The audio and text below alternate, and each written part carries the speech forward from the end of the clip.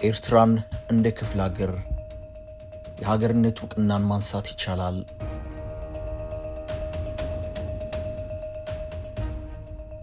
ዘ ሆርን ኦብዘርቨር የተሰኘውና በምስራቅ አፍሪካ ቀጠና ያሉ ፖለቲካዊ ትንታኔዎችን የሚሰራው ድረገጽ ኢትዮጵያ የኤርትራን የሀገርነት ዕውቅና ልታነሳ ትችላለች የሚል ትንታኔ ተደጋጋሚ ማስነበቡን ተከትሎ በርካታ ምላሾች ሲሰጡ ሰንብተዋል። ኢትዮጵያ ለኤርትራ የሰጠችውን የሀገርነት ዕውቅና አነሳች ማለት ኤርትራን እንደ ኢትዮጵያ አካል ወይንም እንደ አንድ ክፍለ ሀገር መቁጠር ማለት ነው። ለመሆኑ የተሰጠን የሀገርነት ዕውቅና ማንሳት ይቻላል? የኢትዮ ኤርትራ ጉዳይ ወዴት እያመራ ነው? እስከ መጨረሻው ድረስ አብራችሁን ቆዩም።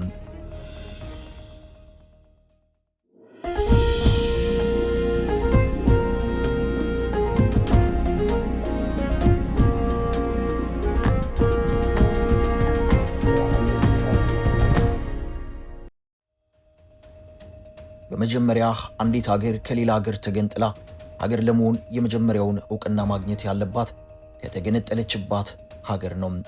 የተገነጠለችባት ሀገር ዕውቅና ከሰጠቻት በፍጥነት በሌሎች ሀገሮች ዕውቅና ተሰጥቷት ሀገርነቷ ይታወጃል።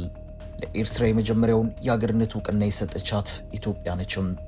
በህወሓት ይመራ የነበረው የወቅቱ የሽግግር መንግስት ለኤርትራ የሀገርነት ዕውቅና የሰጠ ሲሆን ኢትዮጵያን ተከትለው የአረብ ሀገራትና አሜሪካ ዕውቅና ሰጥቷታል።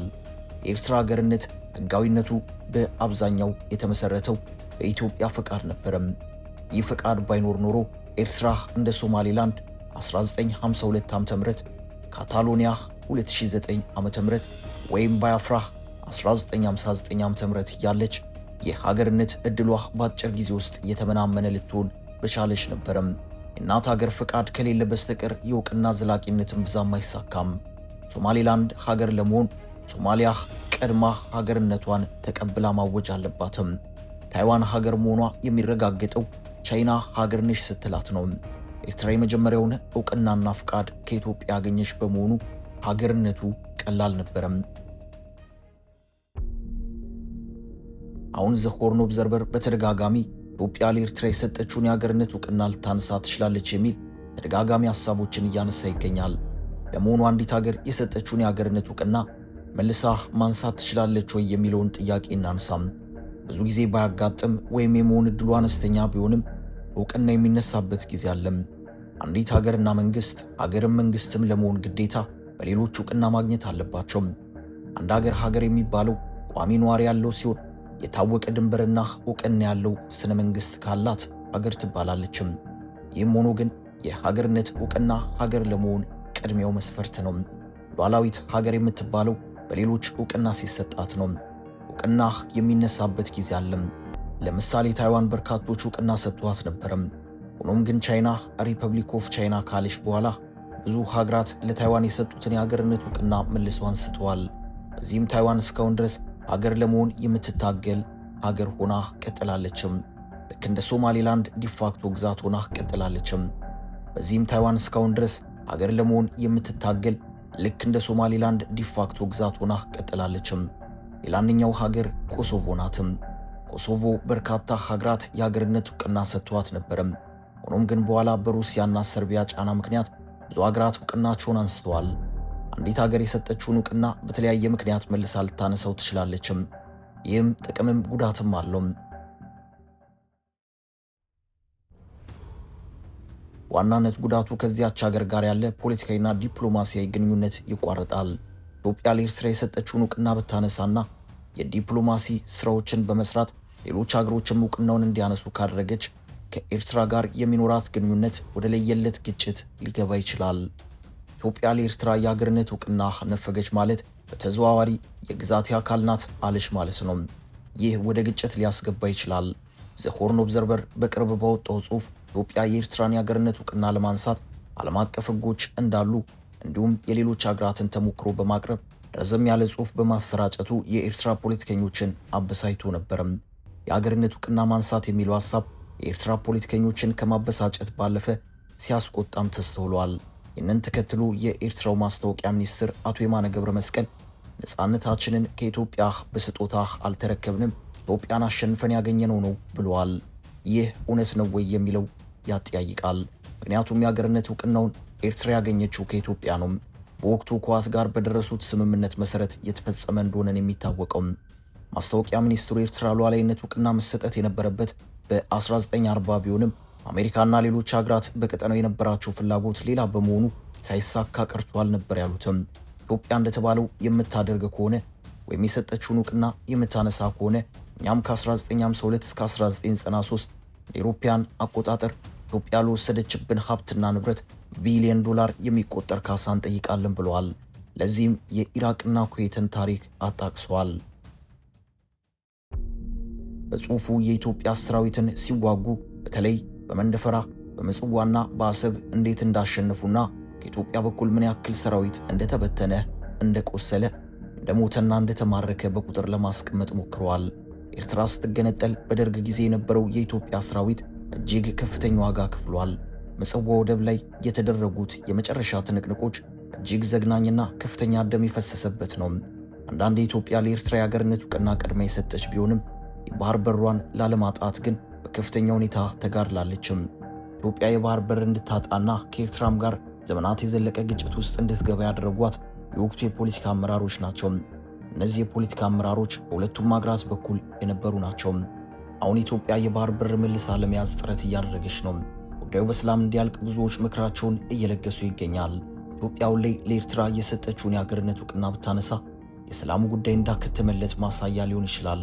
እዚያ ቀጥሎ ሊኖር የሚችለው ሁለቱ ሀገራት ወደ ኃይል እርምጃ መግባታቸው ነው። በነገራችን ላይ ኢትዮጵያ ለኤርትራ የሰጠችውን የሀገርነት እውቅና ማንሳት የሚለው የኢትዮጵያ መንግስት በይፋ ያወጣው አቋም ወይም አጀንዳ አይደለም። እንዲህ አይነት ሀሳቦች እየቀረቡ ያሉት ከግለሰባዊ ፖለቲከኞችና ከመረጃ ተቋማት በሚወጡ ትንታኔዎች ነው። ትንታኔዎቹ ይቻላል የሚሉ አማራጮችን ነው እያቀረቡ ያሉትም። ኢትዮጵያ በ1985 ዓ.ም ለኤርትራ የሰጠችው ሁለቱን ሀገሮች ክፋ በሚል በሰላም ያኖራቸዋል ተብሎ ተስፋ ተደርጎ ነበርም። በወቅቱ በህወሓት የበላይነት ይመራ የነበረው የኢትዮጵያ የሽግግር መንግስት ለጦርነት አጋሩ ለኤርትራ ህዝቦች ነጻነት ግንባር ኢነግ የሰጠው ይህ እውቅና ለሁለቱም አመራሮች የፖለቲካ ጥቅም የነበረው ቢሆንም በውስጥና በውጭ ባሉ ኢትዮጵያውያን ዘንድ ግን የህግ አግባብን ያልተከተለ ነው በሚል ጥያቄ ያስነሳና ተቀባይነት ያጣ ውጤት ነበረም። በወቅቱ ይህን የሚቃወሙት አካላት ነፍጠኛ ተስፋና መሰል ፖለቲካዊ ማሸማቀቂያዎችን ከኢትዮጵያ መንግስት በኩል ይሰጡ እንደነበር የሚታወስ ነው። አሁን የሚቀርቡ ትንታኔዎች ኢትዮጵያ ለኤርትራ የሰጠችውን እውቅና ስታነሳ በምክንያትነት ማቅረብ ትችላለች በሚል የተለያዩ ጉዳዮችን ያቀርባሉ። አንደኛ፣ የወቅቱ መሪዎች ጉዳዩን ለምክር ቤት አቅርበው እንዲጸድቅ አላደረጉም። እንደዚሁም በህጋዊ ሂደት የኢትዮጵያ ህዝብን የፖለቲካ ፍላጎት ለማረጋገጥ አልፈለጉም። ይህ ያለ ድንበር መካለል የተሰጠ የችኮላ እውቅና ከ1990 እስከ 1992 ዓ.ም የኢትዮ ኤርትራ ጦርነት መነሻ እንደሆነ ያስታውሳሉ። የሀገርነት እውቅና በመሰረቱ ሉዓላዊና ጊዜያዊ የፍላጎት ውሳኔ ነው። ዓለም አቀፍ ህግ አንድ ነገር መጀመሪያ እውቅና እንዲሰጠው ያደረገው ሁኔታዎች ሲበላሹ ለዘለቄታው እውቅናዋን እንድትቀጥል አያስገድዳትም ይላሉ። እንደ ምስራቅ ጀርመን ወይም ታይዋን ያሉ ታሪካዊ ምሳሌዎች እውቅና የሚሰጠውም የሚነሳም እንደ የፖለቲካና የስትራቴጂ ሁኔታ ለውጥ መሆኑን ያመለክታሉ። ኢትዮጵያ ለኤርትራ የሰጠችውን እውቅና ለማንሳት እንደ ምክንያት በተጨማሪነት ማቅረብ የምትችላቸው በሚል እነዚህ ጽሑፎች አማራጮችን ያቀርባሉ። እነዚህም ኤርትራ ለረጅም ጊዜ በኢትዮጵያ ለሚፈጠሩ አለመረጋጋቶች ምክንያት ከሆነች፣ ቀጠናው ላይ ባለው የፖለቲካ ሁኔታ ላይ አደናቃፊ ከሆነች፣ ለኢትዮጵያ ቀጠናዊ ጥቅም ስጋት ከሆነች ኢትዮጵያ ማስረጃ አቅርባ የሀገርነት እውቅናውን ልታነሳ ትችላለች ሲሉ ይመክራሉ። በተጨማሪም ኤርትራን የግዛትና የሉዓላዊነት ይገባኛል ጥያቄ ህጋዊነት ነጥቆ ኢትዮጵያ የባህር በር ለማግኘት በምታደርገው ድርድር ላይ አዲስ የፖለቲካ ግፊት ይፈጥራል። ይህ እርምጃ በቀንዱ ቀጠና ያለውን የኃይል ሚዛን በመሰረታዊነት ይቀይረዋል ሲሉ ይገልጻሉ። እንደ ጀዋር አይነት ፖለቲከኞች ኢትዮጵያና ኤርትራ ብቻቸውን ስላልጨረሱ ወደፊት መጋጨታቸው አይቀርም ባይ ናቸው። ኤርትራ ኢትዮጵያ አካል ሆና የሺህ ዓመታት ታሪክ ተጋርታለችም። ኢትዮጵያ ከፍ ባለችባቸው ወርቃማ የጥንት ስልጣኔዎች ውስጥ አካልና ባለድርሻ ነችም። ኤርትራ ከኢትዮጵያ ጋር በነበረችበት ጊዜ ልክ እንደ ጎጃም እንደ ጎንደር አንድ ክፍለ ሀገር ነበረችም። አገር እንድትሆን ከፍተኛ ሚና የተጫወተው ህወሓት ነበረም። በ1983 አዲስ አበባ ላይ የሽግግር መንግስት ሲቋቋም ኢሳያስ በታዛቢነት ነበር የተቀመጡትም። ሻዕቢያና ህወሓት በትግሉ ጊዜ ብዙ ልዩነት ነበሯቸው። ከጦርነት አፋፍም የተመለሱበት ጊዜ ነበረም። ከድሉ በኋላ በተለያዩ መስኮች ስምምነት መፈራረም ጀምሮ ነበርም። እስከ 7 ዓመት የሚዘልቅ የኢኮኖሚ ወታደራዊ ፖለቲካዊ ስምምነቶችን ተፈራርመዋል። የድንበሩ ጉዳይ ምን ይሁን ሲባል የጋራ ኮሚሽን አቋቋሙም። ኮሚሽኑ ስራውን እየሰራ ሳለ የኤርትራ መንግስት በታንክና በመድፍ የታጀበ ሰራዊት ልኮ ባድመንና ሽራሮን በከፊል ያዘም። ጦርነቱ መንስኤ ይቺ ብትሆንም ለ1991 የሁለቱ አገራት ጦርነት ባድመ እንደ ምክንያት ሆነች እንጂ ምክንያቶቹ ሌሎቹ ናቸው። ከነጻነታቸው በኋላ ከኢትዮጵያ ጋር የሚኖራቸው የንግድ፣ የመገበያያ ገንዘብ፣ የኤርትራውያን ዜግነት ጉዳይ የመሳሰሉትን መፍትሄ አላበጁለትም ነበርም። የናፍቃ ገንዘብ ጉዳይ፣ የወደብ ጉዳይ ብዙ ችግር ነበረበትም። ለዚህ ቀውስስ እንደ እሳት ማቀጣጠያ ክብሪት የተጠቀሙት ባድመን ነበረም።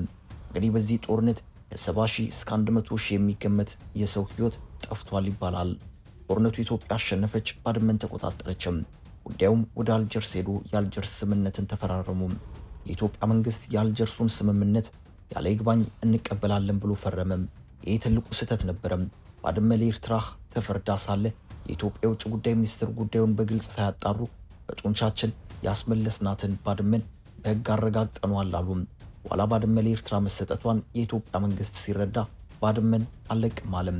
ድንበሩን ከማስመራችን በፊት ባሉት ችግሮች ላይ ለአንዴና ለመጨረሻ ጊዜ መነጋገር አለብን የሚል አቋም የኢትዮጵያ መንግስት ያዘም።